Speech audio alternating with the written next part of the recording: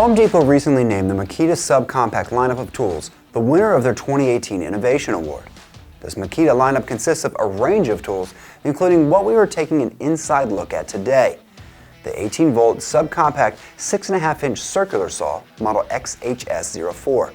It features 12-volt size and portability, but with 18-volt of power, and is advertised as being ideal for any contractor seeking a more compact cutting solution for framing, roofing, formwork, and more. Is that true? Can this Makita Subcompact circular saw really deliver on the job site? To answer that question, we gave it to foreman AJ Delancey for his feedback. Then we took it to Ohio Power Tool, where Kris Cousins opened it up to see how Makita designs an 18-volt saw that features 5,000 RPM. Let's get started.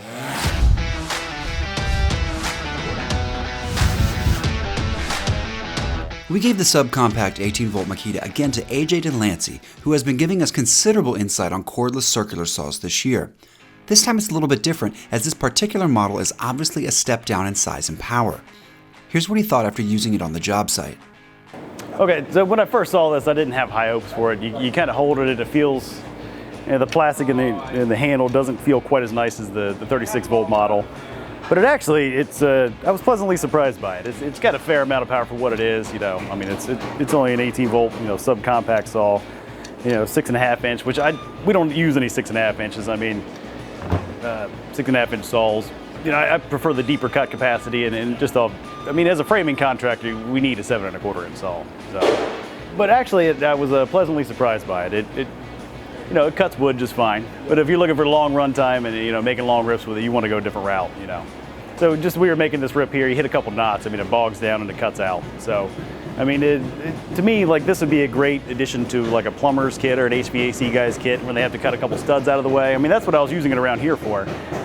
Just for instance, having to header off all the HVAC openings, I was able to climb a ladder and reach this above my head, and it was great for that, just for a few cross cuts, and but if you're going to make rips with this thing, it's not the way to go. So the big question, would you buy it for yourself? And what are some of the features that you liked and didn't like about it? No, I wouldn't get this one. It's not practical for me, but I work with wood every day, day in, day out, so I definitely want to go for the more powerful saws with a longer runtime. But it would definitely be a valuable asset to somebody who's already invested in the Makita platform. Like I said, maybe a plumber or an electrician who just has to cut the occasional 2x4 or 2x6. It handles that no problem. It doesn't take up a lot of space in your, in your toolbox. So it'd be a good addition for that aspect, but not for us. One of the things I really didn't like about it, it has to adjust the bevel, there's an extra lock on the back and the front. So it just takes that extra second to do that. And it actually took me a second to even figure it out because it wouldn't move. Other than that, the raft hook's a little ridiculous and oversized for this saw, but it's still nice that it's on there, It works. You can hang it off a ladder, no problem. So AJ sees this saw as a useful addition to those already invested in the Makita battery platform, just not those tradesmen who are framing all day. Next, we took it to Kris at Ohio Power Tool to open it up and see how it differs from the larger 36-volt 7.25 models that we've been covering earlier. Here's what we found. This is about as simple as they get. Spring-loaded safety switch. They've got a rubber boot on the back side of the switch on the actuation lever, which is nice. That kind of keeps dirt out of there. Brushless motor.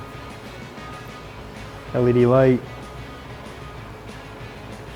All the other circuitry is around the motor itself on the field assembly. Let's see how that the gear's narrower on the aluminum plate. So just a little metal sleeve that fits inside of there. Just a wear plate. See what I mean about that guard? They're either plastic or aluminum. Nothing to them. You can definitely tell this is where they've cut corners on their costs and shave weight. A lot of things on here are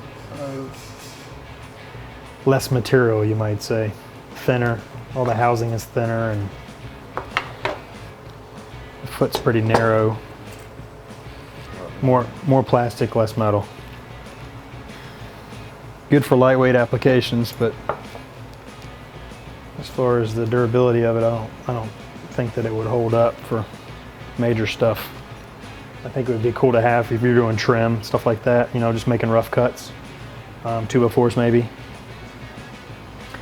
But if I had to do a lot of ripping or plywood cuts or anything like that, you'd obviously want to step up to a bigger saw with the 2 batteries.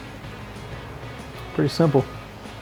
Just as we expected, the subcompact circular saw from Makita features more plastic than their 7¼ inch models, and overall, Kris had the same impression as AJ. This saw is just fine if you've already got the Makita battery platform, but only if you need it for smaller jobs. Thanks again, AJ and Kris. That's going to wrap up this inside look at the Makita 18V Subcompact 6½ inch circular saw XHS04. If a smaller saw like this is what you're looking for, go check it out at the link below at ohiopowertool.com. And if you want to learn more about some larger cordless circ saws, be sure to go check out our Inside Looks playlist to see an inside look at the DeWalt, Makita, and Milwaukee models. Go subscribe now so you don't miss any of the new videos we have coming out this year, and go check out coptool.com for more power tool news and info. Thanks for watching.